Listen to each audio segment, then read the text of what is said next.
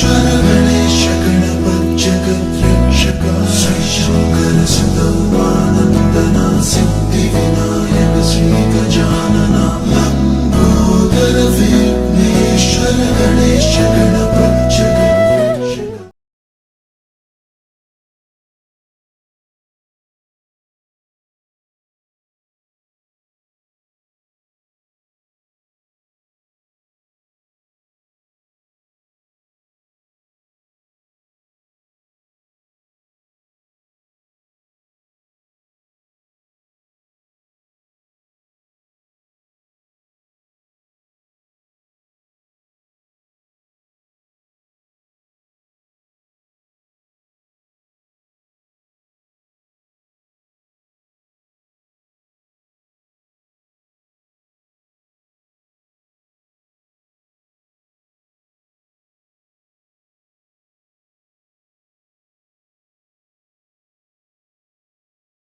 पर ये बहुत ज़्यादा लंबे टाइम तक मैनेज नहीं होगा।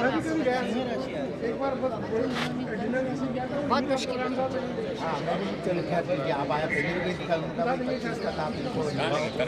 नहीं, निभाना आप समझे नहीं। निभाने का मतलब ये होता है कि आप अपने देखो, मैं स्पष्ट बोलती हूँ, ठीक है। यहाँ पे जो योग बने हुए हैं, आपने नामकरण कुछ रखा होगा, वो ठीक चलेंगे हमारे पास। आप ये डॉक्यूमेंट्स लाए, हम तो इसके हिसाब से चलेंगे। उसमें आपको सॉफ्टवेयर में 13-12 से इसका नंबर आता है 5 बजे तक आपका क्या राशि है? सिंह राशि आ रही है। और ये दक्षिण दिशा की लड़की मिलेगी। कहाँ के रहने वाले? ये जब चीज आई ना उससे तो पता शुरू हुआ था, चाहे देखा है कुछ लड़की उधर की मिलेगी, जिंदाबाद पेड़। फिर तो सही गया, लेकिन एक बार जो गया ना, जैसे आप चाह रहे थे जैसे अपन कई बार फर्स्ट क्लास फाइनेंशियल मैं एक बार चाह रही थी कि मेरे पास हो जाए थोड़ा और ज़्यादा, पर वो नहीं हुआ। हाँ वही इसका प्रभाव पड़ता है आगे। अच्छा है, आप लक्ष्मी जी आप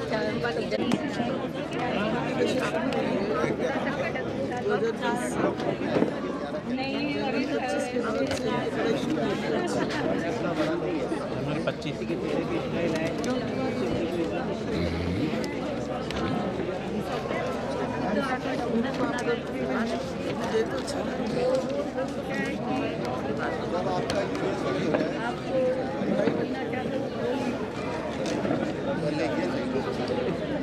क्या है कि इसका 2027 के बाद बाहर ये 2025 के बाद में आप मेरे को याद करते हुए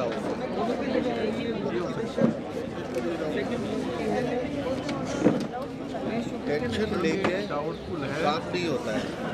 टेंशन फ्री होके 10 रास्ते मेडिकल हॉस्पिटल में ठीक है ना, टेंशन फ्री होके काम करना, ये उपाय करना चालू करो। बिंदास होके आप मेरे को खुद कॉल करोगे, सर मेरे पास की बेस्ती हो गई है, अब आप बताओ क्या आगे का क्या होगा।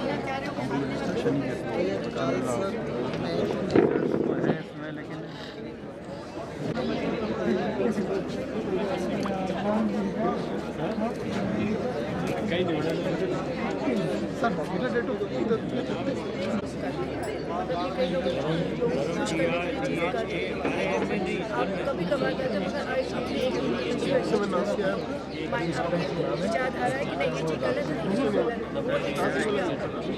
और वो बात बोलने की कोशिश में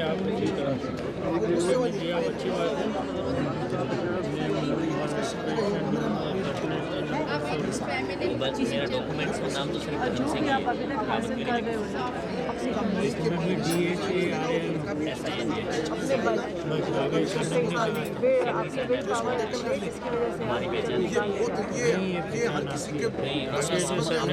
सरनेम क्या दिया आपने? रावत कहाँ से आया? कहने का मतलब क्या है कि रावत शब्द आपके फादर नहीं लगाते थे, क्यों लगाते थे? तुम उनके फादर ने दिया, तुमने वही तो आपसे निवेदन कर रहा हूँ। तो मेरे तो स्कूल में जो दिया ना सर्टिफिकेट, ऑलराउंडर, लेकिन एक काम को कंसंट्रेशन से नहीं करना लंबे टाइम। पढ़ाई लिखाई भी बहुत की है, बहुत अच्छा इंटेलिजेंट। कंसंट्रेशन से लंबा टाइम तक काम नहीं कर पाते इसको आप शनि की दशा स्टार्ट होगी ना, इसको या तो इस महीने में एमेथिस्ट या नहीं रोजे पहले शुक्र बैठा हुआ है तो हीलिंग देगा।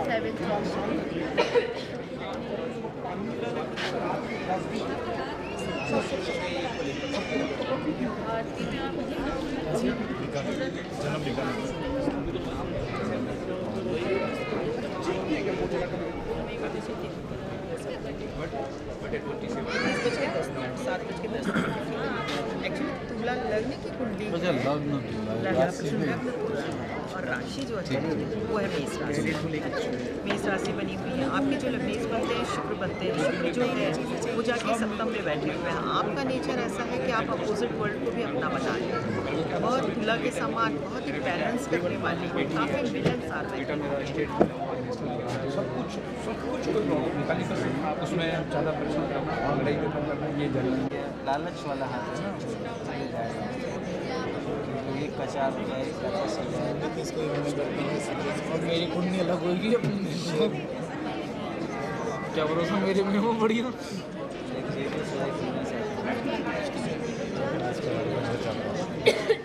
वाला के चाहते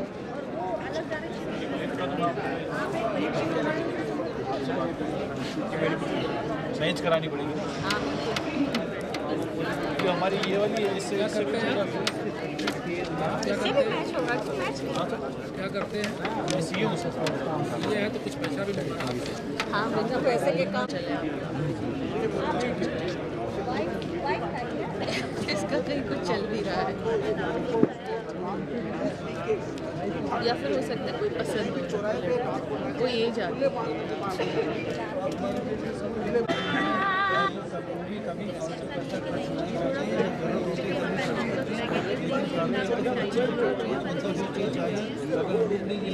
मान लीजिए आपने तो बहुत बढ़िया चाय को बीच वाला काम को नहीं बढ़िया चाय बात आज उसको पैसा खर्च करो तो अच्छा वो जरिए कि 3 बड़ी 10,000 रुपये चाहिए, ऐसे वाला उनका मन का स्वभाव है। नहीं है तो कोई प्रॉब्लम नहीं है, चटनी से कोई मिल जाएगा उसी से खा लेंगे, और अगर बढ़िया खाना तो फिर खूब मस्ती से मौज से खाएंगे, ऐसा उनका स्वभाव है। आपके साथ में कोई मारा मारे कुछ है, उनके मन में सिर्फ एक बात रहेगी, आपने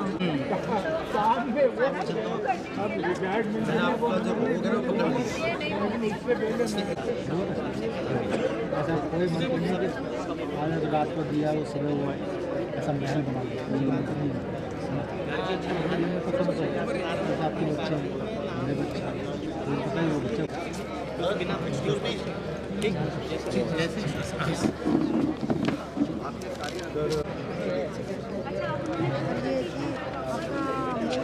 आप छोड़ दीजिए, जोर से पढ़ने बैठे आधे घंटे या 2 घंटे में आपको लगता है यार ठीक है हो गया।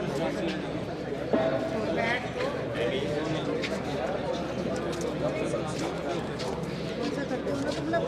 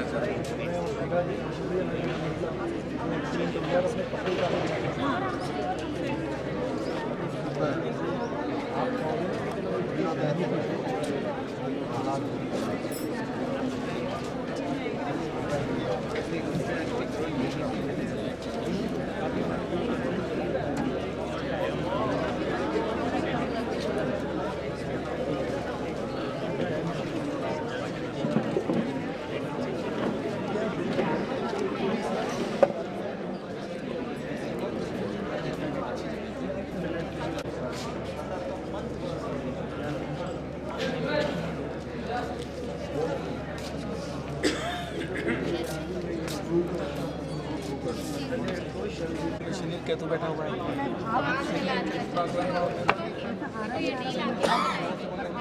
केतु इस भाव के जो गुणों को सौंप दे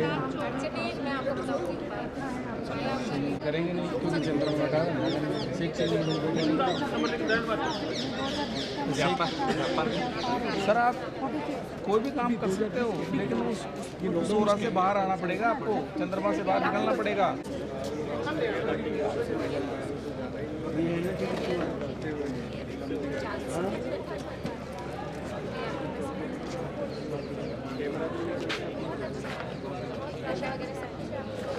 ये कल इसके अंदर म्यूजियम किससे नहीं घूम सकते, टिकट देना पड़ेगा।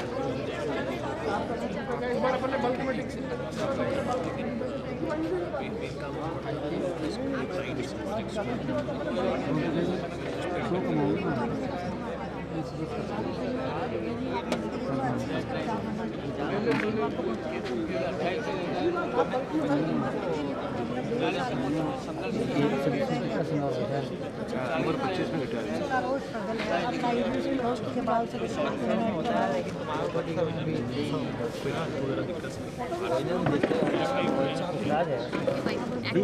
हाँ फरमाओ कहीं देखो हाथ में क्या देखना हाथ में आपने यही मांगी क्या जो करने में कर करो इज्जत से आगे छोड़ खाली को डाले खाली को आगे आगे से ही जाऊँगा हाँ ये तो छोटे बेटे ये बड़ा स्टार्ट हुआ फर्स्ट मतलब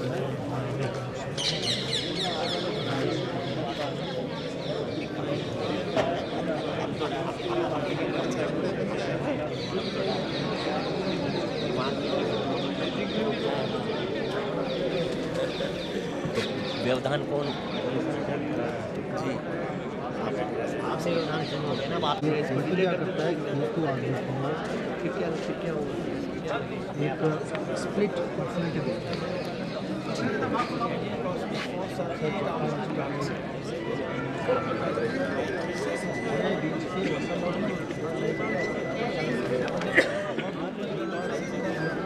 मेरे संदर्भ की वो जीवन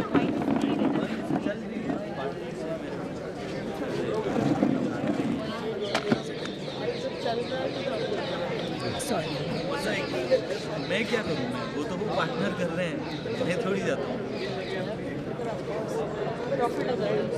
हाँ वो जो करें हम करवा देंगे, करवाइए तभी कुछ होगा। इसका देखा मैं अभी कभी मार्च के बाद देखा तो और मामला बढ़ेगा और स्थिति खराब होगी इनकी।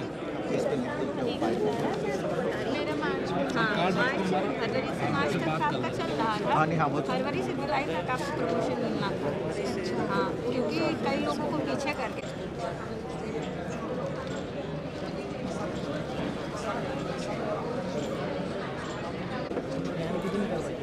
अभी आपको ये देना ठीक है।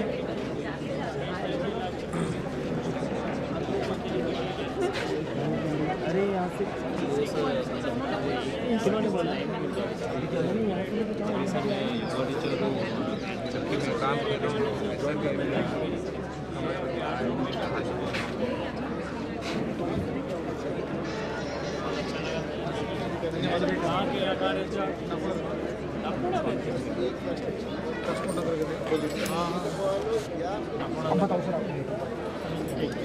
ठीक है।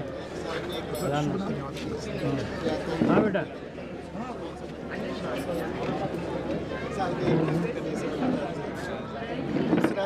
दूसरे गणेश में थोड़ा पैसा ज़्यादा खर्च घर से निकलता हनुमान चालीसा शिव जी के और ये वाले में केवल 52 दाने चना लेना है, चना लेना है। मंगलवार को भिगो देना है।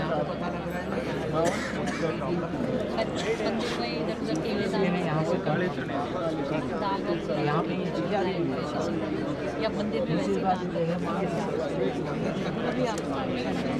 बुजुर्गों के हमेशा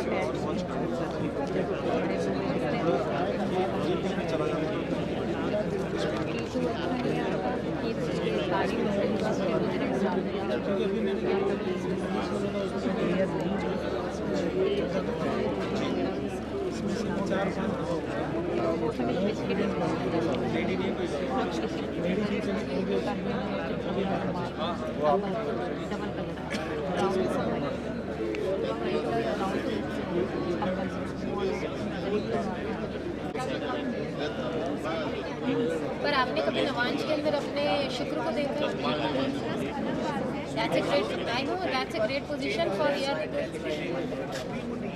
अच्छा, okay. अच्छा, हाँ.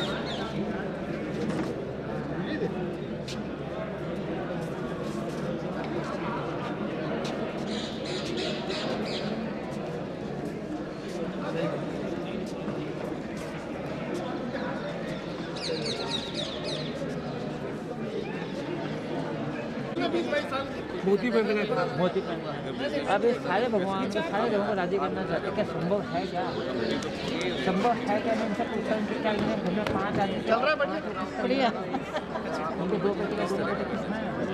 क्या मतलब पूछ जाए ऐसा ग्रहों को ग्राहक सब ग्रहों ने मारा दुकान नहीं उनके सामने बताओ क्या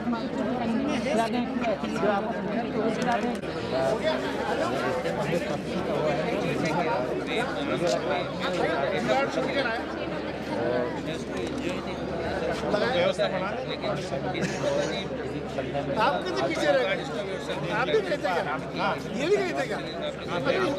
अभी आपने बोला कितना अच्छा है? अरे मुझे भी नहीं लगे कला का, कहीं गए थे बोझ उड़ाने गए थे, मेरे को भी नहीं लगे, राधे श्याम जी को भी नहीं लगे, आपको आप बोलो तो चक्कर है मेरे को बली का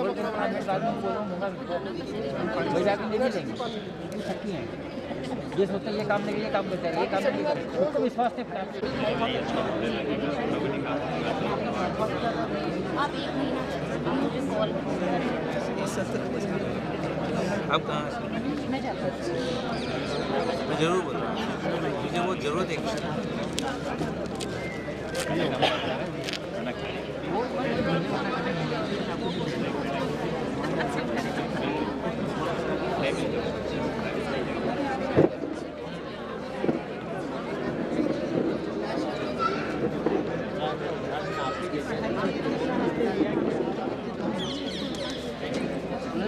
hello hello hello hello hello hello mike testing 1 2 3 hello hello Om गणेश्वराय वरदाय सुरप्रियाय लंबोदराय सकलाय जगद्धिताय नागाननाय श्रुतियगन विभूषिताय गौरीसुताय गणनाथ नमो नमस्ते। ओम मंगलम भगवान विष्णु मंगलम गरुड़ध्वज मंगलम पुंडरीकाक्ष मंगलायस्तनो हरि। आज हमारा सम्मेलन का द्वितीय चरण प्रारंभ होने जा रहा है। आप सभी प्रतिभागियों से निवेदन है कि वे अपना अपना स्थान ग्रहण करें। कुछ ही क्षण में हमारा कार्यक्रम शुरू होने को है। धन्यवाद। त्वमजा शीघ्रपदम् ओम गजाननं भूतगणादिसेवितं कपितजम्बो फलचारुभक्षणम् उमासुतं सो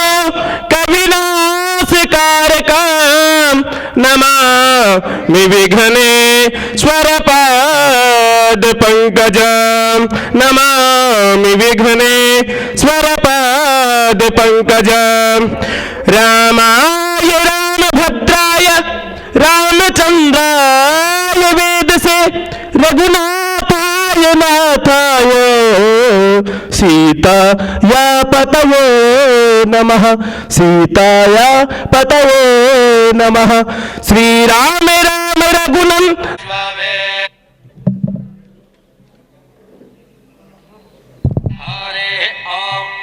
स्वस्ति न इंद्रो वृद्धश्रवाः स्वस्ति न पूषा विश्ववेदाः स्वस्ति नस्तार्क्ष्यो अरिष्टनेमिः स्वस्ति नो बृहस्पतिर्दधातु ॐ पयः पृथिव्यां पय ओर्घजे कुपयो दिव्यन्तरिक्षे पयोधाः पयस्वदेः प्रदिशः सन्तु मह्यम् ॐ विष्णोरराटमसि विष्णोः श्रोत्रेस्थो विष्णोः शूरसि विष्णोर्ध्रुवोऽसि वैष्णवमसि विष्णवे त्वा ॐ अग्निर्देवता वातो देवता सूर्यो देवता चन्द्रमा देवता वसवो देवता रुद्रा देवता यज्ञा देवता मरुतो देवता विश्वे देवा देवता बृहस्पतिर्देवतेन्द्रो देवता वरुणो देवता ॐ चत्वारि शृङ्गात्रयो अस्य पादा द्वे शीरेखे सप्तहस्तासो अस्य त्रिधा बद्धो वृषभोरो रवीति महो देवो मर्त्यान् आविवेश नमः शम्भवाय च मयो भवाय च नमः शङ्कराय च मयस्कराय च नमः शिवाय च शिवतराय च आदित्यौरादितिर हरे ॐ स्वस्ति न इंद्रो नमस्कार साहब। नमस्कार रवि जी, कैसे हो? आ गया लाडनू में मिला था ये, आज मिला लाडनू के बाद। नमस्ते ऋतु जी, आइए बैठो सर, बैठो। मेरा जो आई कार्ड ले लिया, चलने दो। नहीं चलना, आई कार्ड ले लिया, ले उधर से आरे करता बीच में चलने दो। नहीं इसी पे रराठमसि विष्णोः सन्भद्रेस्तु विष्णोः सूर्यसे नमसि विष्णवे त्वा हरिः ॐ गणानां त्वा गणपतिग्ं हवामहे प्रियानां त्वा प्रियपतिग्ं हवामहे निधीनां त्वा निधिपतिग्ं हवामहे वसु मम आहम जानि घ्रभदम त्वमजासि घ्रभदम् अम्बे अम्बिके अम्बालिके न मानयति कश्चन शाशस्तस्वकः सुभद्रिकां काम्पीलवासिनीं हरिः ॐ।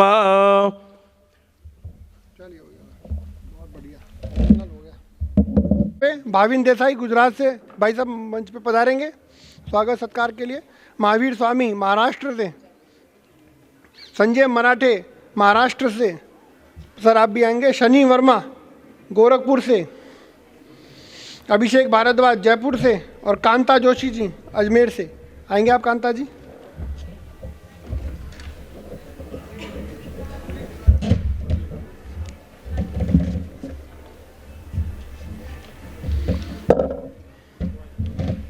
लाओ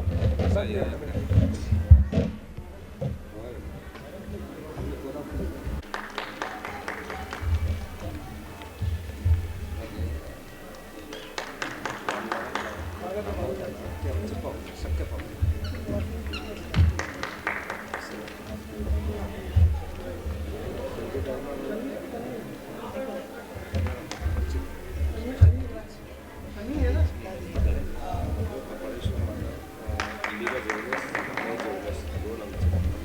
जी आपका लेक्चर करा दूं पहले, सबसे पहले चलिए। अब स्वागत के बाद हम पंडित सत्यनारायण जी को बुलाएंगे पत्र वाचन के लिए।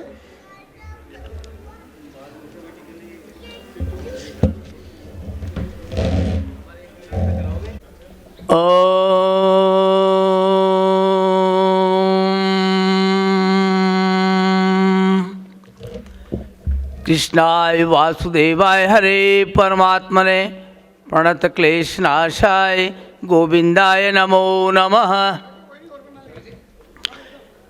1,00,000 व्यक्तियों पे एक ज्योतिषी या एक पंडित, पंडित कहते जिसको सब तरह के ब्रह्मांड का ज्ञान हो, ब्राह्मण ब्रह्म जानाति इति ब्राह्मण है, अर्थात जिसको ब्रह्मांड का ज्ञान है, इस विद्या का जिसको ज्ञान है वो ब्राह्मण है। आप ये नहीं समझे कि मैं जाति की बात कर रहा हूँ, पर जो इस ज्ञान को जानता है, ब्रह्मांड का जिसको नक्षत्र ग्रहों का, तारों का, इसकी परिक्रमा का, इसके चक्र का, इसके समय का जिसको ज्ञान है वो ब्राह्मण है।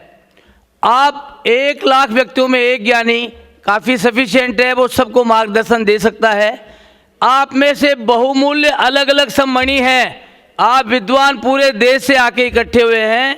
आप में कोई माणक है, कोई मोती है, कोई चमकता हुआ अमूल्य हीरा है, नाना प्रकार के आप बहुमूल्य मोती और माणक हो, लेकिन उनको दंडवत नमन है जिन्होंने सबको इकट्ठा करके उनकी माला बना दी।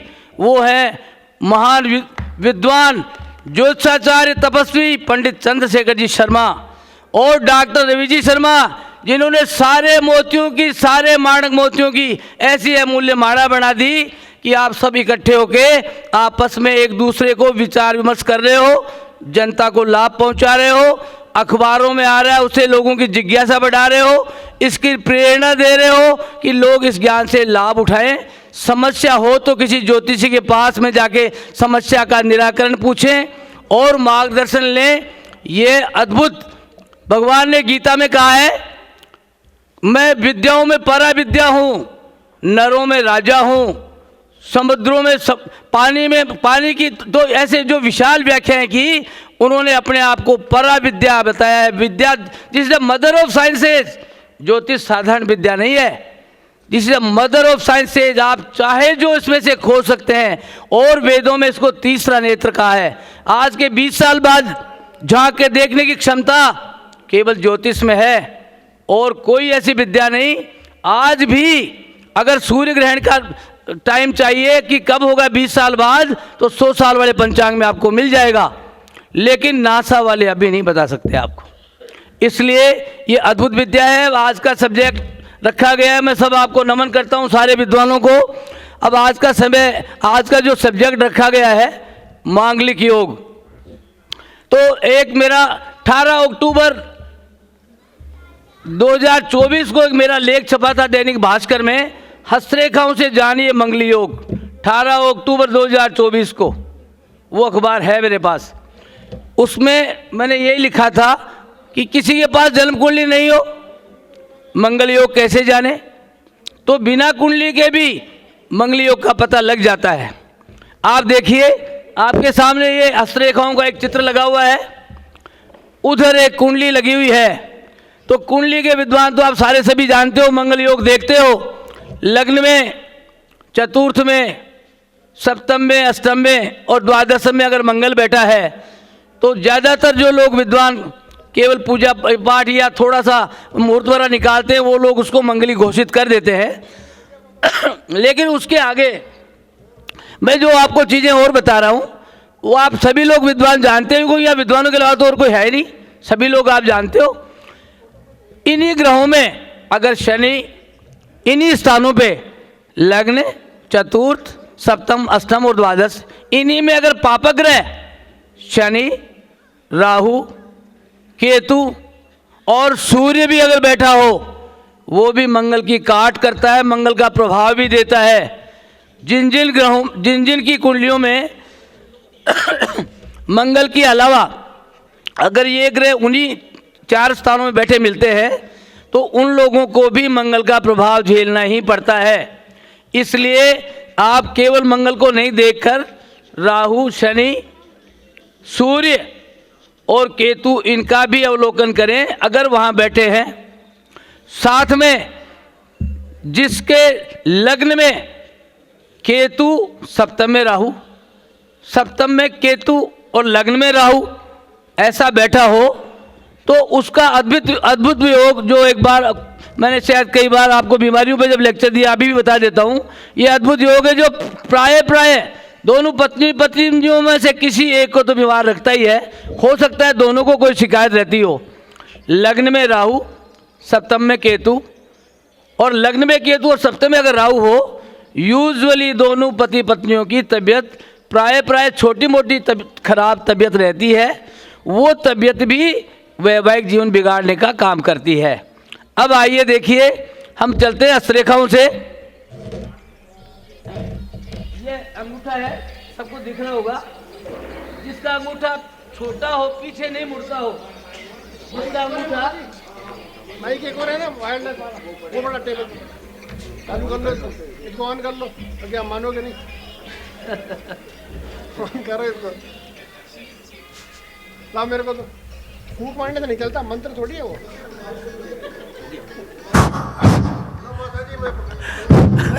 ओके, अच्छा, वेरी गुड। अगर आप पकड़ लेंगे तो बहुत ये दिख जाएगा, सुगम हो जाएगा। देखिए, हस्तरेखाओं से जानिए मंगली योग। जिसका ये अंगूठा छोटा हो, साथ में अड़ियल हो, पीछे नहीं झुकता हो, तो अंगूठा जैसे अड़ियल है वैसे ही वो आदमी भी अड़ियल है, वैसे ही वो व्यक्ति भी अड़ियल है। अब आप खुद ही देख लो, घर में अगर कोई अड़ियल व्यक्ति है, उसके साथ एडजस्ट आपको करना पड़ेगा, वो नहीं करेगा। वो भले ही पत्नी है, भले ही पति है, आप एडजस्ट कर लोगे तो आपका कैरी ऑन हो जाएगी लाइफ, नहीं तो भाग जाओ। दूसरी बात, अब देखिए, ये अंगूठा है, साथ में ये मंगल, ये शुक्र का पर्वत है। ये शुक्र का पर्वत अगर उन्नत होता है तो एक तरह से आप सभी लोग ज्योतिष जानते हैं, ये चुंबक का काम करती है। ये विषम लिंगी को आपस में अपनी तरफ खींचता है। स्त्री के हाथ में अगर ये उन्नत है तो भी यही करता है, पुरुष के हाथ में शुक्र उन्नत है, वो भी यही करता है। तो जिसका शुक्र उन्नत होगा तो वो लग्जरी की ओर ले जाएगा, और लग्जरी में ये सब चीज चाहिए। इसलिए जिसका, साधु संतों का क्या होता है, ये हिस्सा चपटा होता है, बिल्कुल शुक्र सूखा हुआ होता है। शुक्र है ही नहीं तो लग्जरी कहाँ चाहिए? लंगोटी में घूम रहे, कपड़ों की कोई परवाह ही नहीं है, कपड़े चाहिए ही नहीं ना, नंगा ही रहना है, तो उनको लग्जरी क्यों चाहिए? तो साधु संतों कैसे भी कपड़े पहन लेंगे, उनको शौक दिखावा है ही नहीं, तो लग्जरी नहीं होगा। लेकिन जिन साधु संतों को ये उन्नत है वही पथभ्रष्ट हो सकते हैं। साधु होकर के भी वही पथभ्रष्ट होते हैं जिनका शुक्र उन्नत है। इसलिए अब आप आ जाओ, ये वैवाहिक रेखा देखिए, विवाह रेखा में लिखा है, जिसके 2-3 रेखाएं हो, निश्चित है उसकी जिंदगी में ऐसा होता है कि 2-3 विषम लिंगी उसके जीवन में आने का योग बनता है। भले ही शादी हो, भले ही शादी जैसा हो, भले एंगेजमेंट होके छूट जाए, भले ही लाइफ में आके निकल जाए, लेकिन ऐसा निश्चित है। ये पूरी वर्ल्ड से लोग, मैं छोटा सा काम करता हूँ, अपनी परिभाषा छोटा आपको परिचय बता देता हूँ। जो मैं काम करता हूँ वहाँ पूरे वर्ल्ड का आदमी आता है और वो मेरे को मिलते हैं, तो मैं प्राय देखता हूँ, जिनका प्रेडिक्शन बताता हूँ। यूजुअली जन्मपति और हस्तरेखाओं से देखने से करीब सही निकलता है। अब आप देखिए, जिसकी ये अंगुलियां छोटी हों, अकड़ू हों और विकृत हों, और जिनका ये रेखाएं, सूर्य रेखा और शनि रेखा, भाग्य रेखाएं कमजोर हों, हाथ की चमड़ी स्किन हार्ड हो, तो साधारण मजदूर वर्ग का आदमी होता है। मंगल उसका प्राय ऐसा होता है तो उसकी शादी नहीं होती। और ये जो वैवाहिक रेखा है उसमें या तो कट लगे होते हैं या ये बहुत साफ नहीं होती, इनमें यव होते हैं, इनमें सर्प की जीभ जैसे सर्प की जीभ ऐसे होती है, द्विजिह्वी, 2 जीभ होती है, ऐसी होती है सर्प की जीभ। तो जिसकी विवाह रेखा द्विजिह्वी बनी हुई हो वो अलग अलग हो जाते हैं। अब अलग अलग होने के कितने तरीके हैं देखिए, साथ में रह के आपस में बात नहीं करते, घर में रहते हैं लेकिन आपस में ऐसे केस आते रहते हैं, सबके पास आते हैं, आप सबके पास भी आते हैं, तो बात नहीं करते, अलग अलग हो जाते हैं। फिर अलग हो जाते हैं उस तरीके से पत्नी मायके और पति अपने घर में, डिवोर्स हो जाता है, और नहीं तो परमानेंट ही अलग अलग हो जाते हैं, एक भगवान के पहुंच जाए, एक यहाँ रह जाए, विधुर और विधवा योग बन जाए। तो ऐसा योग होता है, इसलिए मंगली योग अपने आप में इनसे आपको देखना पड़ेगा। और जिसका बृहस्पति कारक है मान का, सम्मान का, स्त्रियों के लिए खासकर बृहस्पति कारक है, पति सुख का, पुत्र सुख का, धन सुख का। अब पति सुख होता संतान सुख मिलेगा। संतान सुख में देखिए आगे क्या है, इस हृदय रेखा क्या है, प्यार का करने का जो इमोशनल जो पार्ट है बॉडी में वो है हृदय। जैसे अपन सभी लोग बोलते हैं आप तो मेरे को हृदय से सम्मान करता हूँ, वो मेरे हृदय में बसे हैं, मैं वो दिल की बात आती है जहाँ तो ये जो हृदय रेखा है वो प्यार का प्रतीक है, प्रस्फुटित होता है यहाँ से, तो इसमें से अंकुर फूटते हैं। तो आपको हृदय रेखा पे ये जो अंकुर ऐसे निकले मिलेंगे, ये है संतानों की संख्या। संतानों की जितनी संख्या है उतनी संतान होंगी, ये आपको यहाँ मिलेगी, ये विवाह रेखा पर, हृदय रेखा पर। अब इनमें जो बिल्कुल छोटी रेखा है, स्पष्ट जितनी रेखाएं वो मौजूद हैं संतानें, जो कमजोर रेखा है वो अस्पष्ट है। इसका मतलब या तो लड़की है विवाह के चली जाएगी मगर सेवा नहीं करेगी, या फिर प्रीमेच्योर अबॉर्शन हो जाएगा, वो संतान जिंदा नहीं रहेगी। इसलिए जितनी संतान रेखाएं हैं वो विवाह का पार्ट है, इसलिए मैं आपको संतान के बारे में बता रहा हूं। अब मंगली योग के बारे में फिर देखिए बात है कि जिसका शनि पर्वत है, हाथ जिसका काला हो और ये शनि रेखा नहीं हो, शनि की रेखा विकृत हो, थोड़ी टेढ़ी हो। आप देखो प्राय सूर्य, अब सभी जानते हैं ज्योतिष में सूर्य और शनि पिता पुत्र तो है, बट वह मनुष्यता है। इसलिए वह मनुष्यता होने की वजह से वो एक दूसरे से अगर मिल जाए तो लड़ेंगे ही, बैर निकालेंगे। शनि की उंगली कईयों की बकरियों के शनि की 7.5 में बकरियों के सूर्य से मिल जाती है, टेढ़ी हो जाती है। कईयों की बकरी शनि की उंगली होकर बृहस्पति मिल जाती है, बृहस्पति की उंगली बकरी होकर शनि में मिल जाती है। तो जिनकी अंगुली जो ग्रह खराब है उसकी अंगुली बताएगी आपको कि ये इसका ग्रह खराब है। आप देख लो, जिसका सूर्य खराब है उसकी सूर्य की अंगुली बकरी होगी, जिसकी बृहस्पति की उंगली खराब है उसकी बृहस्पति की उंगली बकरी होगी, टेढ़ी होगी। और जिसका बुध खराब है उसकी छोटी अंगुली, ये अंगुली छोटी होगी, वक्री होगी, या फिर इसकी विषम बनावट होगी जो दाम्पत्य सुख को बिगाड़ती है। इसलिए शुक्र मेन पार्ट है शादी का, उधर बृहस्पति है वो मेन पार्ट है विवाह मान सम्मान का। तो जिसका बृहस्पति ठीक है, जिसका शुक्र ठीक है, रेखाएं ठीक है, विवाह रेखा ठीक है, वो शादी करेगा। लेकिन जिसके जो विकृतियां आ गई तो वो मांगलिक योग ऐसा होगा, शादी होके भी बिना हुए हो जाएगा। मैं कॉन्फ्रेंस में गया था दिल्ली, 93 की बात है, तो वहाँ एक सेक्रेटेरिएट से आए थे, मेरे को लोग ले जाने लगे, साथ में सीढ़ियों में लेट गया, बोले मेरे को तो बता के ही जाओ। मैंने कहा यार मेरे को छोड़ो सही, बोले नहीं पहले बताने से उतरने दूंगा सीढ़ी। तो मैंने कहा चलो खड़े हो, मैंने हाथ देखा तो मैंने कहा बोलो क्या चाहते हो, बोले मेरी शादी के बारे में बताओ। मैंने कहा शादी तो आपकी हो गई, बोले हाँ हो गई। मैंने कहा हुई जो तो बिना हुई हो गई, हाँ बिल्कुल ऐसा ही हुआ, मतलब पत्नी साथ में नहीं रहती, हुई जैसी बिना हुई होगी। तो ये सब ग्रहों का खेल है, सब लोग हम नियंत्रित होते हैं। अब आइए आप जन्मपत्री पे आइए, देखिए मंगल योग है, आप सभी लोग देखते हैं।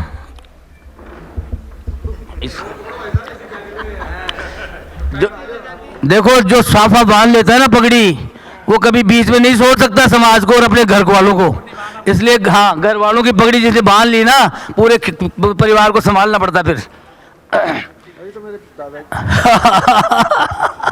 चलो अब आप देखिए मंगल का योग ये है, लग्न में, चतुर्थ में, सप्तम में और अष्टम में और द्वादश में जो मंगल बैठता है, तो मंगल तो फर्क देता ही है। साउथ में यह भी है, अगर मंगल यहाँ भी बैठता है द्वितीय में, उसको भी मांगलिक योग का असर देता है। लेकिन अब जन्म कुंडली की बात कर रहे हैं, चंद्रमा और राहु कहीं भी बैठे आपस में एक दूसरे को दृष्टि डाल रहे हों, चंद्रमा और शनि विष योग बनाते हैं। विष योग का मतलब होता है सब कुछ है मगर कुछ भी सुख नहीं है। घर में सब साधन है मगर मन में कोई सुख का एहसास नहीं होता और मन करता है संन्यास ले लें, भाग चलें। देखिए यहाँ पे आपको जहाँ भी शनि और राहु और शनि की नहीं, राहु और चंद्रमा की और चंद्रमा और शनि की युति आपस में आस्पेक्ट बनेगा या साथ बैठेंगे, वो उस व्यक्ति को खुश नहीं रहने देते, कोई ना कोई कारण ऐसा ही उत्पन्न करेंगे।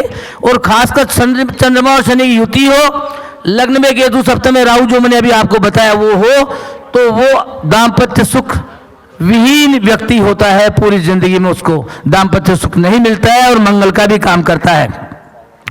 इसलिए सूर्य जहां बैठता है उसमें बहुत गर्मी होती है, वो वहां के सुख को छीन लेता है, शोषण करता है। इसलिए सप्तम में अगर सूर्य बैठ गया, मंगल बैठ गया, वैधव्य योग बनाता है, विधुर योग बनाता है, दाम्पत्य सुख विहीन कर देगा। शादी होने पर भी बिना शादी जैसे करेगा, तलाक हो जाएगा, अलग रहेंगे और नहीं तो और नाना प्रकार की प्रॉब्लम हो जाएगी। जिसका सप्तमेश शनि चंद्रमा के साथ युति कर ले तो दोनों कोल्ड प्लैनेट हैं चंद्रमा और शनि, तो वो भी दाम्पत्य सुख में आंतरिक प्रॉब्लम का कारक बनता है, वो भी दाम्पत्य सुख को बिगाड़ने का कारक बनता है। इसलिए हमें इन घरों में भी मांगलिक योग को देखना चाहिए, उन ग्रहों को भी देखना चाहिए, केवल मंगल को ही नहीं, मंगल के साथ में सूर्य, मंगल, राहु, केतु, शनि, ये भी अगर इन घरों में कहीं बैठे तो आपको इनको देखना चाहिए। और उन ग्रहों को देख के उनके हिसाब से एक बात फिर और जो मेन इंपॉर्टेंट है वो यह है, ग्रह दशा ऐसी चल रही है क्या जो दोनों को अलग अलग कर दे। एक एग्जाम्पल है, एक एसपी जो सामोद में थे, उनकी पति पत्नियों की लड़ाई हो रही थी, आपस में उनको एक दिक्कत ऐसी आ रही थी कि अलग हो जाएंगे, हमने उनको वैसे अलग कर दिया कि आप 2 साल के लिए ना दूसरी जगह रहो, इनसे मिलो ही मत, आप 2 साल उधर रहो। उनका वो खराब समय था जो प्रत्यंतर था वो पास आउट करा दिया, वो वापस में दोनों एक हो गए। तो आप भी ये लोग देखिए कि जब खराब दशा आ रही हो तो लोगों को तलाक रोक सकते हो, अलगाव रोक सकते हो, उस समय कुछ महामंत्र जाप, पूजा पाठ, तलाक दान पुण्य और ऐसा कुछ कराइए। और जो खराब अंतर की दशा जो चल रही है उसको पास आउट करने के लिए उनको सलाह दीजिए कि इतने दिन अभी आप अपने मायके में रहो, इतने दिन आप अभी घर ही बैठे रहो, इतने दिन बाद आपकी शांति होगी। तो जब वो अंतर जैसे 2-2.5 साल का है, चंद्रमा में राहु का या राहु में शनि का जो भी निकले, उसको निकलने दो, उसके बाद वाकई में दोनों की ओपिनियन चेंज हो जाती है, मति बदल जाती है। जो युद्ध करने के लिए, मारने और मरने के लिए तैयार होते हैं, उनकी वापस में सुलह करने की स्थिति बन जाती है। इसलिए मैं तो कहता हूं कि अपन अगर इन दशाओं को देख के उन लोगों को ये सजेस्ट करें कि आप थोड़ा अभी पेशेंस है कि इतना समय खराब है, तो आपके ये खराब ग्रह भी पॉजिटिव हो जाएंगे। दूसरी बात, खराब ग्रहों का एक ही बात है, 50% तो क्रियमाण है, 50% प्रारब्ध है। प्रारब्ध में लिखा है, ठीक है, आपके खराब लिखा है, लेकिन अब क्रियमाण जो आप कर रहे हो ना, उसको थोड़ा सा जैसे कोई लठ लेके मारने आ रहा है, उसको हम दमन कर ले, भाई साहब क्षमा करो, कल हमारी गलती हो गई, आज हम नहीं करेंगे, तो वो लठ नहीं मारेगा। तो ऐसे ही ग्रहों का जो पूजा पाठ का मतलब क्या होता है, क्षमा याचना। हमारी क्षमा हो गई, पिछले जन्मों में हमने कोई पाप कर्म किया था, हे भगवान, हे बुद्ध देव, हे बृहस्पति देव, अब हमें क्षमा कर दो। प्रार्थना का यही मतलब होता है, पूजा में प्रार्थना ही तो करते हैं ना, तो वही मतलब है। अर्थात पापक ग्रहों का आप इलाज करें, उनको नमन करें, उनका पुण्यदान करें, चैरिटी करें, तो पापक ग्रह आपको दंड देने से क्षमा कर देंगे। इसलिए पूजा पाठ का यही मतलब है, तो वो हम कर सकते हैं। तब तक वेट कराएं जब तक वो दशा उनकी खराब चली नहीं जाए, क्योंकि जैसे अभी पूरे ब्रह्मांड के राष्ट्राध्यक्ष एक हो जाए, शाम से पहले सूर्यास्त नहीं करा सकते, लेकिन अभी दोपहर हो रही है, शाम को सारे इकट्ठे हो जाए, सूर्यास्त होने का समय आ जाए, तो ब्रह्मांड के सारे देशों के राष्ट्राध्यक्ष मिलके सूर्यास्त को रोक नहीं पाएंगे। इसलिए समय बलवान है, समय आने दीजिए। समय खराब चल रहा है, उसको पास आउट कराइए, लोगों को राहत दीजिए। आप लोगों का यही ज्ञान है, भगवान ने आपको ज्ञान दिया है। इसलिए आप विद्वज्जनों के पास जो आए, जहां तक आप सभी ने देखा होगा कि अस्पताल में घुसते घुसते मरीज का आधा दर्द तो भाग जाता है, आपके पास आते ही पीड़ित व्यक्ति की पीड़ा भाग जानी चाहिए। उसके बाद आप उसको आश्वासन, पॉजिटिव अप्रोच दीजिए, पॉजिटिव थॉट्स दीजिए, कुछ पॉजिटिव विचार, चैरिटी, पुण्यदान, मंत्र जाप कराएं, बताएंगे तो वो समझेगा आज से तो। क्योंकि कहावत है बाहर कि ऐसा क्यों कर रहे हो, कि आपको किसी पंडित ने बताया? ऐसा क्यों कर रहे हो आप, क्या किसी डॉक्टर ने बताया? तो डॉक्टर और पंडित और वैद्य जी का कथन है ना, वो कानों में गूंजता रहता है। इसलिए आप पॉजिटिव कथन कहिए, अगले का दुख दूर करने की भाषा और पूरा इंतजाम करिए, ताकि लोगों का कष्ट दूर हो। नमस्कार, क्षमा चाहता हूं, मेरे को रवि जी पीछे खड़े हैं, मेरे को और किसी का तो डर लगे या नहीं लगे, पर पीछे से ये बोलते हैं तो थोड़ा इनका आपका हमेशा का यही है, इनको रोकना ही पड़ता है।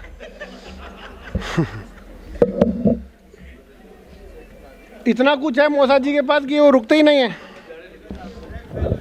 इनके ब्रेक फेल हो जाते हैं गाड़ी के, ये भूल जाते हैं कि और भी हैं, पर बोलते बहुत बढ़िया है। और विवाह में तो मास्टरी है इनकी, पीएचडी है ये विवाह में, तो एक से बढ़कर एक टॉपिक है आपके पास विवाह के।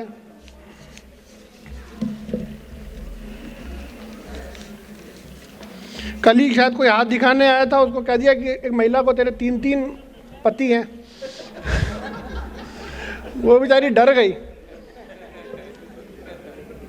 बताओ, ये बात कोई बताने की थी उसको और क्या ये उसको पता नहीं होगा? फिर भी इन्होंने बताया। अब ये खुद को होशियार ज़्यादा समझ रहे थे या उसको बेवकूफ़ समझ रहे थे? और मैं पीछे सुन रहा था। मोदी जी बताया था ना किसी को, 3 पति बता दिया उसको। नहीं, ऐसा खबर हम अखबार में नहीं देते। चलिए, अब मैं अगले पत्र वाचन के लिए डॉक्टर मनोज श्रीमाल जी को बुलाऊंगा, हिमाचल से आए हैं हमारे बीच में। आइए सर, स्वागत है, तालियों से स्वागत करेंगे मनोज जी का। मेरी आवाज़ ठीक है? आवाज़ ठीक है ना?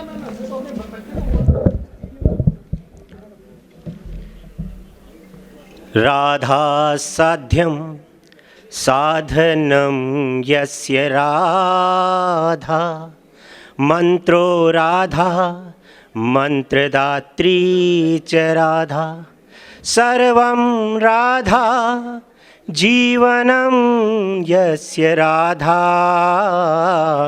राधा राधा वाच किं तस्य शेषम्। जय जय श्री राधा रमण, जय जय नवल किशोर, जय गोपी चित चोर प्रभु, जय जय माखन चोर। सर्वेभ्यः प्रणामः।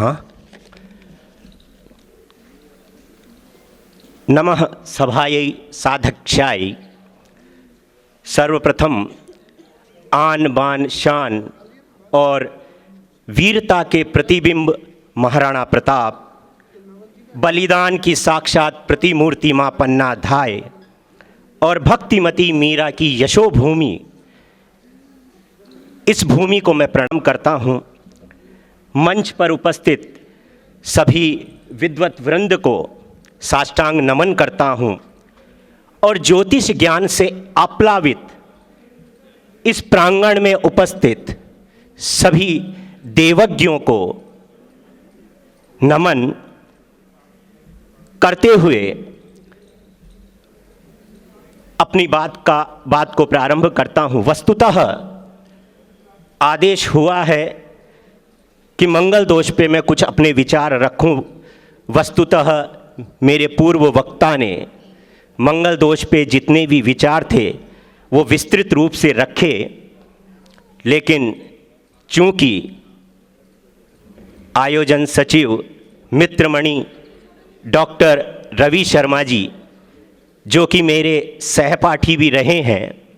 हमने एक ही संस्थान से, मैं केंद्रीय संस्कृत विश्वविद्यालय के वेदव्यास परिसर में विभागाध्यक्ष के रूप में अपनी सेवाएं दे रहा हूं इस समय। बहुत ही सुंदर आयोजन इस प्रांगण में रखा गया है। भारतवर्ष के अनेक देवज्ञों को यहाँ आमंत्रित किया गया है। उसके लिए पिताजी डॉक्टर चंद्रशेखर शर्मा जी एवं डॉक्टर रवि शर्मा जी का मैं अभिनंदन करता हूँ, उनको बहुत बहुत धन्यवाद देता हूँ। ना हम वक्ता, ना हम श्रोता, ना हम कर्ता, प्रभुरेव वक्ता, प्रभुरेव श्रोता और प्रभुरेव कर्ता। वस्तुतः अपने अध्ययन काल में मैं एक ज्योतिष का छोटा सा विद्यार्थी हूँ, जिसकी गणना भी नहीं हो सकती, लेकिन अपने अध्ययन काल से मैंने यही सीखा है कि एवरीथिंग इज प्री डिफाइंड। लेश मात्र भी हम उसमें ना अधिक बढ़ा सकते हैं ना कम कर सकते हैं। देवज्ञ वस्तुतः ग्रह सूचकाः भवन्ति न तु कारकाः, और ज्योतिषी देवज्ञ सिर्फ वही सूचनाएं प्रदान करता है जनमानस को, आगे आने वाली संभावनाओं को व्यक्त करता है, जिससे व्यक्ति सजग हो, सतर्क हो। वस्तुतः जब जातक जन्म लेता है तो सबसे पहले वह शरीर धारण करता है। जन्म कुंडली के 12 भाव जन्म से लेकर के मृत्यु पर्यंत अपनी व्याख्या करते हैं। जब जातक जन्म लेता है, शरीर धारण करता है, प्रथम भाव शरीर हो जाता है। द्वितीय भाव वह अपने साथ में कुटुंब, जो संचित धन के रूप में उसे प्राप्त होता है, तो द्वितीय भाव संचित धन और कुटुंब का हो जाता है। पराक्रम की वृद्धि करता है, क्योंकि उसे अपने शरीर की वृद्धि करनी है, इसीलिए पराक्रम का दूसरा नाम भाई बहन भी होते हैं, क्योंकि वह उसके बाद में जन्म लेते हैं। यहाँ से वह अपनी गति प्रारंभ करता है, माता का उसे सुख मिलता है, और इस संसार में समस्त सुखों की वस्तु, क्योंकि सबसे पहली जो सीढ़ी है वो माँ है। माँ प्राथमिक ज्ञान देती है, इसलिए पंचम भाव विद्या का होता है, प्राथमिक ज्ञान का होता है। जब ज्ञान आता है, विद्या आती है, तो शारीरिक मानसिक रोग उत्पन्न होते हैं, चिंता उत्पन्न होती है। वह ऋणी होता है अपने गुरु का। यहीं से प्रारंभ होता है उसका अगला आश्रम, सप्तम भाव दाम्पत्य सुख का। और जब वह विवाह कर लेता है, तो अगर विवाह अच्छा चलता है तो आयु की प्राप्ति के लिए वह कामना करता है, और विवाह यदि नहीं चलता है तो बोलता है भगवान मुझे उठा ले। इसलिए अष्टम भाव आयु और मृत्यु दोनों का। उसके बाद में ही व्यक्ति को धर्म करने का अधिकार होता है, तो नवम भाव धर्म है। वहीं से भाग्य की वृद्धि होती है। नवम भाव भाग्य का भी है। जब भाग्य की वृद्धि होगी तो मनुष्य कर्म में प्रवृत्त होगा। दशम भाव कर्म का। जब कर्म करेगा तो उसे नेट प्रॉफिट अर्थात शुद्ध आय की प्राप्ति होगी। एकादश भाव शुद्ध आय का, और जब आय होगी तो व्यय भी करेगा। तो यहाँ से संपूर्ण जीवन चक्र चलता रहता है 12 भाव में। लग्ने व्यये च पाताले जामित्रे चाष्टमे कुजे। अब यह श्लोक आप सभी ने सुना होगा। वस्तुतः ये पूर्व वक्ता ने एक बार कहा था यहाँ पर कि यहाँ सभी ज्ञान से भरे हुए हैं। तो यह श्लोक लग्ने व्यये च पाताले जामित्रे चाष्टमे कुजे कन्या भर्तु विनाशाय भर्ता कन्या विनाश के। हमारी जन्म कुंडली के जो 12 भाव हैं, जिसमें लग्न, द्वादश, चतुर्थ, सप्तम, अष्टम, ये जो तीरनुमा निशान बन रहा है जन्म कुंडली में, शास्त्र कहते हैं कि इनमें यदि मंगल हो तो मंगल दोष अथवा मंगल योग होता है। कोई इसे मांगलिक कहता है, कोई इसे मंगली कहता है, कोई इसे मंगलिक कहता है, कोई इसे मंगल कहता है। वस्तुतः मंगल कभी अमंगल होता ही नहीं है। इसी प्रकार पाराशर ने भी वस्तुतः 2 योग ऐसे हैं जिन्होंने आतंक मचा रखा है, जिनका विवाह हो सकता है। अगर ये योग है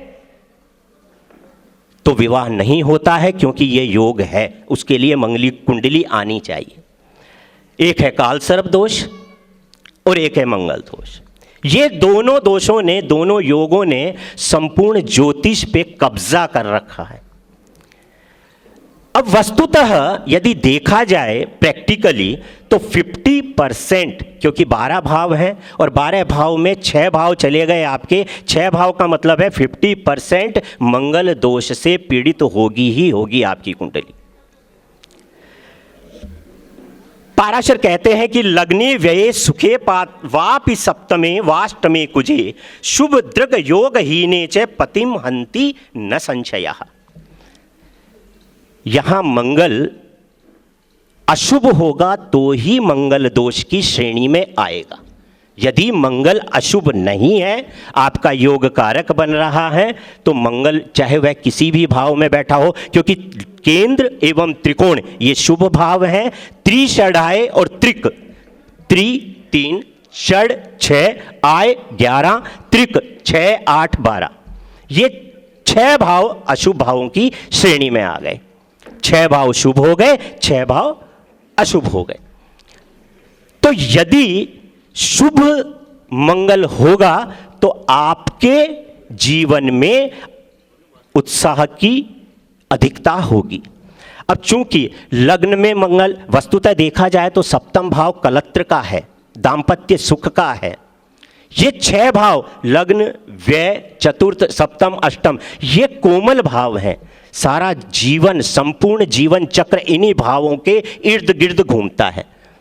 सप्तम भाव, कोई भी ग्रह शुभ और अशुभ की संरचना देखिए। यदि सप्तम भाव में सूर्य है तो दाह करेगा, चंद्रमा है चंचलता प्रदान करेगा, मंगल है आक्रामकता देगा, बुध है नपुंसकता देगा, बृहस्पति है तो ज्यादा वैराग्य देगा, धार्मिकता देगा, शुक्र है तो स्नेह की अधिकता देगा, शनि है तो नैराश्य देगा, राहु है तो जालसाजी, मक्कारी, झूठ, फरेब, धोखेबाजी, और केतु है तो अलगाव देगा। तो इसका मतलब सप्तम भाव में शास्त्र कहते हैं कि कोई भी ग्रह शुभ होता ही नहीं है।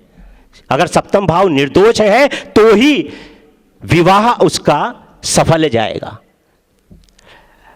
इसमें 4 चीजें बहुत ज्यादा इंपॉर्टेंट होती है, देश, काल, परिस्थिति और वातावरण। हमारा ज्योतिष इस पे आधारित है। क्यों है? क्योंकि प्राचीन समय में व्यक्ति समाज से डरता था, धर्म से डरता था, लेकिन आज वह बदल गया है। क्यों? आज वनडे गेम भी चल रहा है और 2020 भी चल रहा है दाम्पत्य जीवन में। न तो उसे समाज का भय है, न धर्म का भय है। यदि दोनों के विचारों में कहीं तालमेल नहीं बैठता है तो संपूर्ण लाइफ, संपूर्ण दाम्पत्य सुख डिस्ट्रॉय हो जाता है।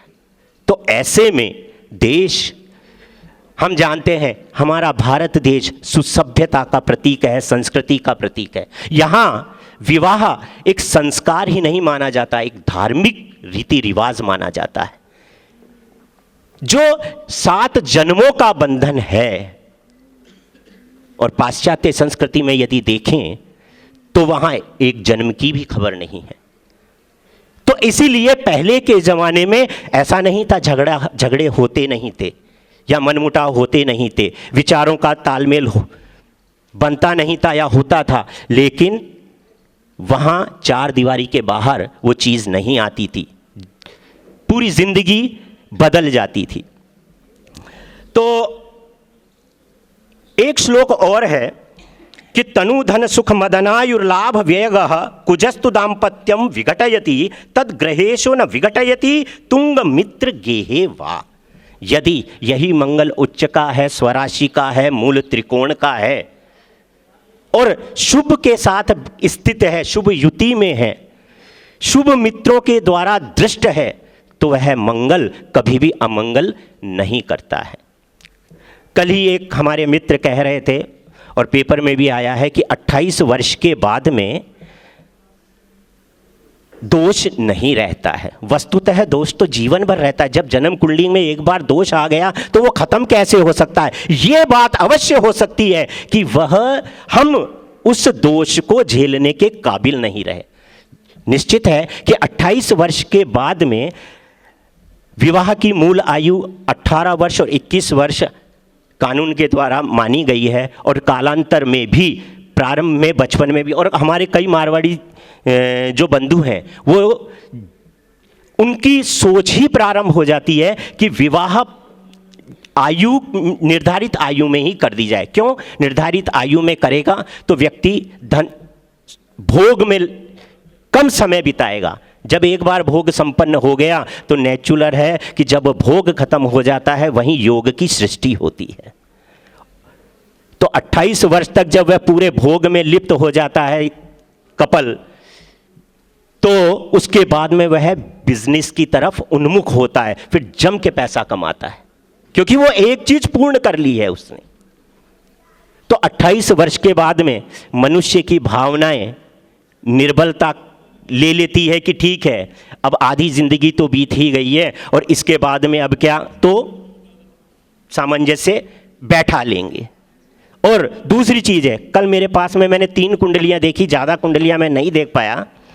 उसका कारण भी ये था कि एक के बाद में एक मेरे पास में डिवोर्स की कुंडलियां ही आ रही थी, और एक जो जजमान आए थे वो 3 जगह, सबसे पहले मेरे पास, फिर हमारे मित्र, हमारे साफे वाले मित्र थे, इनके पास गए वो दूसरे व्यक्ति, और एक और आचार्य जी थे, तीसरा उनके पास में दिखा। मैं उनको वॉच कर रहा था।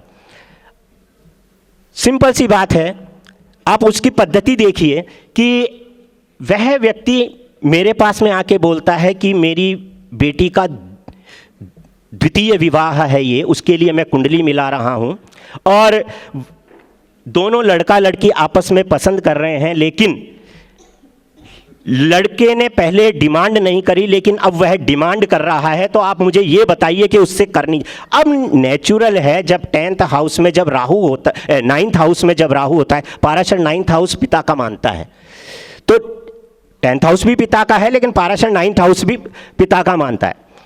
तो वहां पर पिता के भाव में राहु भ्रम पैदा कर दिया, पिता के जरिए भ्रम पैदा कर दिया। अब पिता ही उसके बेटी का विवाह नहीं होने दे रहा है, क्योंकि राहु की तो प्रकृति यही है कि वह भ्रम पैदा करेगा। राहु हवा है, हवा का मतलब जो है भी और नहीं भी है, उसको देख नहीं सकते हैं, वस्तुतः महसूस की जा सकती है। तो इसीलिए जब दूसरा विवाह करने जा रहा है व्यक्ति, तो उसे सहर्ष स्वीकृति दे देनी चाहिए। कहीं ना कहीं से रोड़ा और बाधक तो आएगा ही। इसीलिए मेरा यही कहना है कि हम ग्रहों की स्थिति, ग्रहों की शुभता और अशुभता केवल योगों पे ही आधारित ना रहें, देश काल परिस्थिति और वातावरण को भी ध्यान में रखें, और उसके आधार पर हमारे पास में उपाय के 4 ही प्रकार हैं: तंत्र, मंत्र, यंत्र, रत्न। आजकल रुद्राक्ष भी हैं, लेकिन रुद्राक्ष को मैं योग की वस्तु मानता हूं। इन्हीं उपायों के जरिए हम किसी भी अशुभता को दूर कर सकते हैं, ये हमारा मानना है। डॉक्टर और ज्योतिषी में अंतर नहीं होता है। पुराना वैद्य और नया ज्योतिषी इसीलिए कहा गया है क्योंकि नया ज्योतिषी अपडेट रहता है। पुराने वैद्य की नब्ज पे पकड़ अपडेट रहती है, और नए ज्योतिषी की देश काल परिस्थिति और वातावरण पे भी अपडेट रहती है। इसीलिए नया ज्योतिषी अच्छा होता है, क्योंकि वह अपडेट रहता है। तो इसी बात को कहकर मैं अपनी वाणी को विराम दूंगा। आप सभी को प्रणाम, मेरे को सुनने के लिए। जय श्री राधे। पधारिए, दूसरों को मौका दें।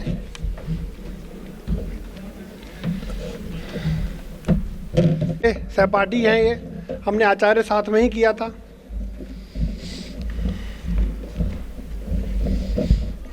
ये आपको बताएंगे हम पढ़ाई में कैसे थे। बिल्कुल, हाँ, हम बैक बेंचर थे। ये नहीं बताया, हम बैक बेंचर थे। ये फ्रंट थे, मैं बैक था। चलिए, अब अगले क्रम के लिए मैं बुलाऊंगा मंच के लिए मैत्रेय रुद्रा भयानंद जी को। सर, आप मंच पे पधारिए। मैत्रेय जी, राजेश चेलानी, मुकेश अग्रवाल जी, पंकज भार्गव जी, राजेश वाजपेयी जी आ गए? आ जाइए सर। और दीप्ति सी, दीप्ति जी आप भी मंच पर आइए। आइए सर, वेलकम। एक चीज़ देखिए, ज्योतिषियों को जब भी बोलने का मौका मिलता है तो विवाह पे कितना भी बुलवा लो, इनका कोई मैटर ख़त्म नहीं होगा, क्योंकि सब भुगत भोगी होते हैं। खुद की पीड़ा सुनाने को इनको मंच बढ़िया मिल जाता है।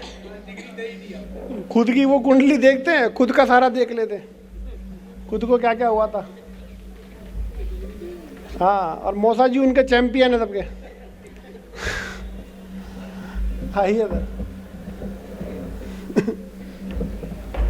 पंकज जी आगे बैठिए। लाओ सर, वेलकम करते हैं बेटा। वेलकम है आपका। अब तक आपको ऑनलाइन क्लासों में मिले थे, ऑनलाइन क्लासों में मिले थे, आपकी आवाज़ मिलना हो गया। चाहिए बस एक बार फोटो रह गया सर, बातों में रह गया।